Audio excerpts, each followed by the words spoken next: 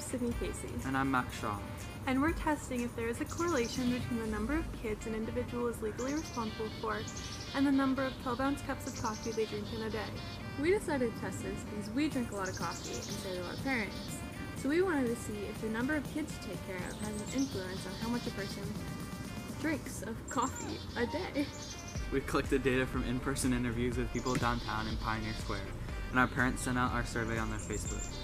We also posted the survey on our social media so that we could get a wider range of ages included in our data. Cheers! In the survey, we asked people their age, gender orientation, the average hours of sleep they get per night, do they have a regular sleep schedule, the number of children they have, the number of children they are legally responsible for, their children's ages, and the number of 12-ounce caffeinated beverages they drink on average per day. We conducted a linear regression ANOVA test using Google Sheets to find the R value. We then conducted a linear regression t-test using an alpha value of 0.05. The null hypothesis for the linear regression t-test states that there's a significant relationship between the independent and the dependent variables. And our alternative hypothesis is that there's not a significant relationship between the two variables. For our test, the independent variable was the number of kids an individual is legally responsible for, and the dependent variable is the number of cups of coffee they drink in a day. We calculated a two-tailed inverse t critical value equation using an alpha value of 0.05 divided by 2 and 247 as our degrees of freedom.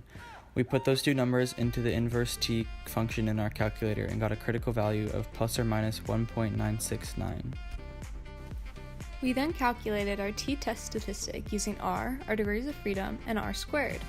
Using the same data, we got r and r squared from our linear regression ANOVA test, which we will talk about later in the video. Our test statistic was 4.9519. Since the test statistic is in the shaded region, we know that there is a significant relationship between the independent and dependent variables. The R value, 0.3005, shows on the R value chart that the two variables, although statistically significant, have a low correlation.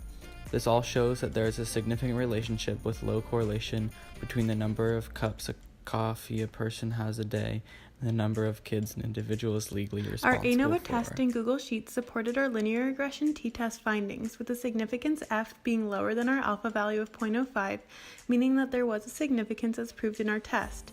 The multiple R value also signified low correlation and a small relation between the two variables. We found that the average person without kids that they are legally responsible for drinks at least 1 cup of coffee per day. Additionally, for every kid that person is legally responsible for, their coffee consumption increases by 1/3 a cup of coffee per kid. Our results are corroborated by a study done by the Department of Nutritional Sciences at Pennsylvania State University about beverage caffeine intakes in the U.S., which shows that the average person in the U.S. drinks at least 1 cup of coffee a day. While testing, we also had a number of limitations and errors. We had voluntary response bias, where people were not obligated to take our survey. We had non-response bias, in which people declined to take our survey when asked in person. We had undercoverage bias, where some groups of individuals were underrepresented in the sample. In our survey, this was the case of males and people in their 20s and 30s. We also had social desirability, where people want to present themselves in a desirable light, so in our survey, for example, they might not admit to drinking 5 or more sodas a day. We also had general sampling error. Our sample does include biases, and if we could sample a larger population, we would produce more accurate results. Alright, time to go. Okay, bye. Maybe not.